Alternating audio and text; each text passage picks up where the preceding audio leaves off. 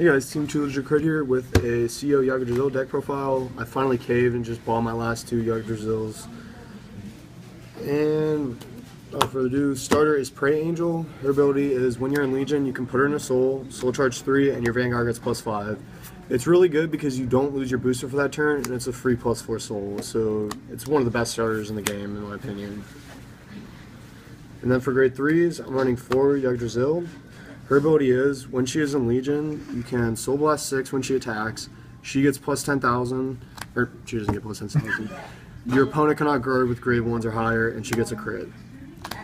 It's really good. If you get your opponent to 3 damage, it's just a really good finisher. The only thing about her is you have to time it smartly. I mean, you can use it early, but you just have to make sure you have enough cards to get the soul back up to 6.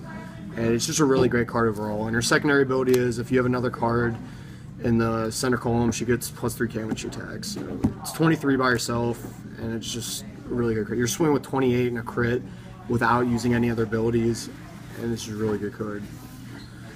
And then for my backup grade 3, I'm not a huge fan of Nyx because it's very conditional, and I love Minerva's art, so I thought I'd keep her in. I'm running 4 Minerva. For those of you who live under a rock, her skill is, after she attacks, limit break 4, you can counterblast 1, discard 3 cards from your hand, she restands and gets +5k. It's just really good if you don't finish your opponent off with Yggdrasil, you ride this, and they have to guard 2 Vanguard attacks for pretty great numbers. So it's just a really good card overall, and I like it a lot better than Nyx. And then for grade 2s, I'm running 4 Norn. She's Yggdrasil's mate.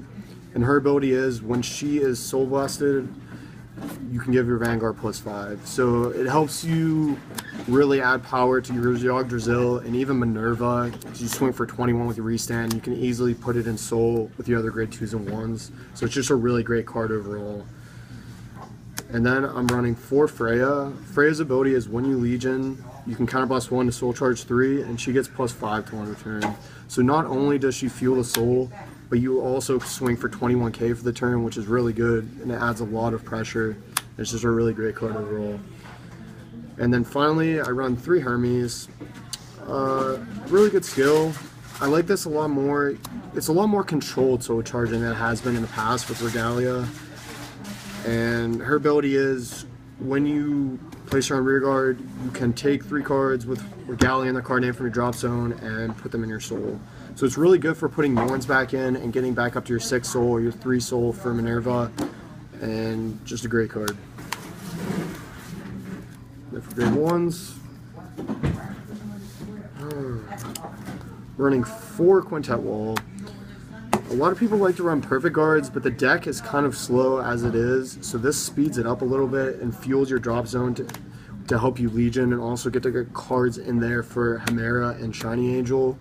So it's really good. I mean, a lot of things you don't need a perfect guard for. This can get you just as much shield, but I'm thinking about trying 1 perfect guard, but I don't know yet.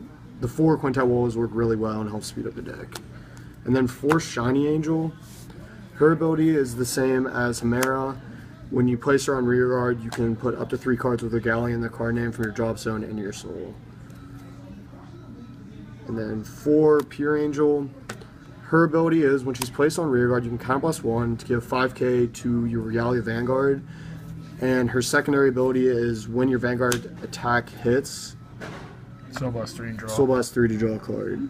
A lot of times you don't use the second ability because you want to keep the 6 cards in Soul for Yggdrasil's effect and Minerva's 3 cards. But it's just a really great card for the +5.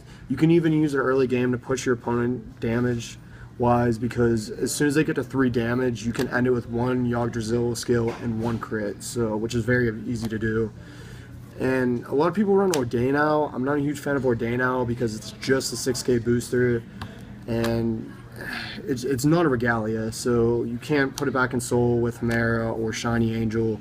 And overall, I just like this card a lot better, and you have the optional ability, if you do have an overabundance of Soul, you can Soul Blast 3 to draw cards. So I just like this card a lot better in my opinion, and it's a Regalia. And then finally, I just put this in. I was running the 10k attackers, but it's not a Regalia, and I find they didn't do a lot for me anyways. And he is Regalia of Well Wishes Preach Angel.